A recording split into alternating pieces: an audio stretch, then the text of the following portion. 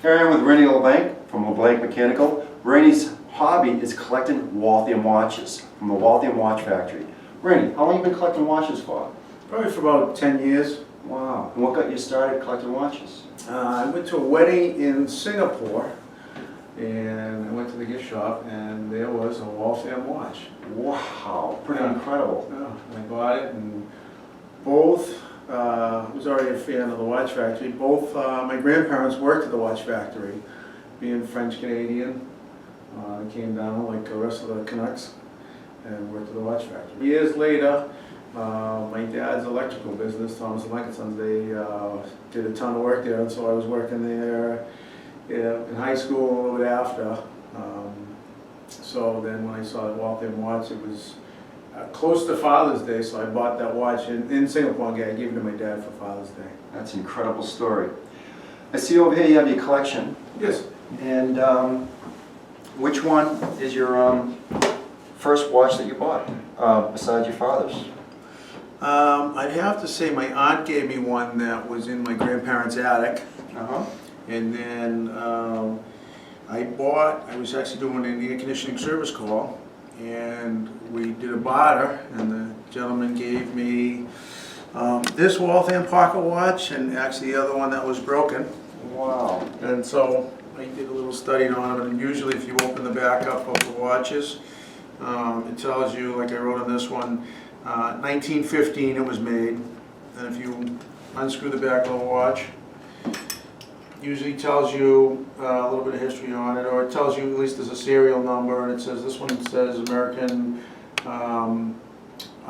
Waltham Watch Company, and the company went through a few different changes. It was Waltham Watch Company, and American Watch Company, and Waltham Watch Company.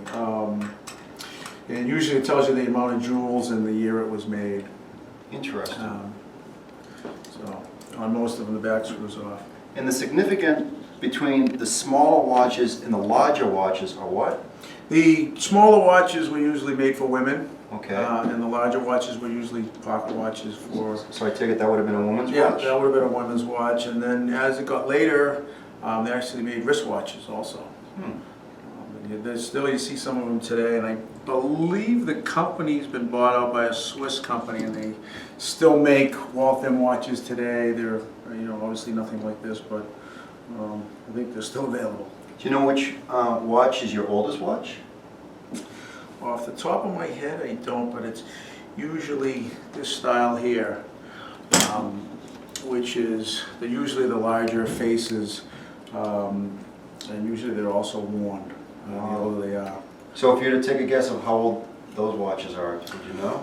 Well, this one here was 1915. Yeah. So the older ones are usually around 1895, 1900s, and they had a few different names for them. There was the Crescent one, Crescent Street. I think there was a Railroad watch. There was a few other different names I don't recall at the moment. Do you have a Railroad watch available?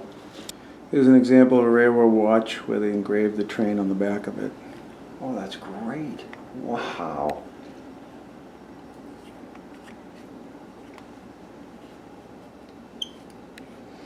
They were made for the conductors on the trains. This one here says 17 jewels on it, Waltham, USA.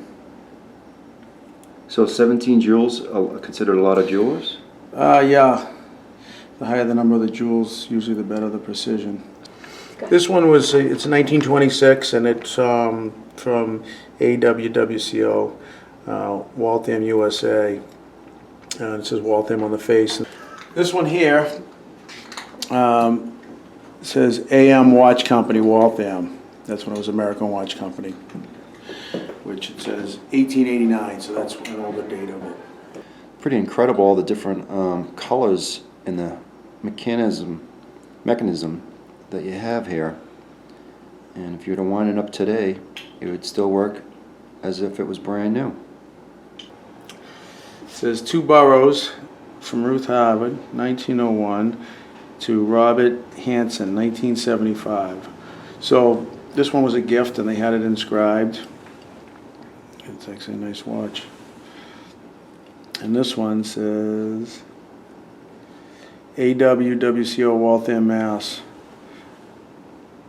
And they usually show the serial number, and usually it tells you what it was made of, the case, because sometimes the cases were made by somebody different than the Waltham Watch Company.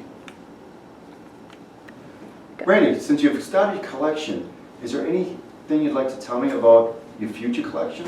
Well, definitely doing some research was good. We went down to the Waltham Museum, they have some watches there a little bit. But if you go down to the Charles River Museum of Industry, they have different pieces and movements, and they're all on display in a case. And then I realized that they have they made stuff for automobiles, airplanes, and then also they made some timers used for electricity that had some mercury switches in them. So it's learning the vast difference, and then still having the Waltham Watch Factory, which is on the river, which is being turned into housing now, being a good part of the history of the city we live in is great, and you actually learn a lot.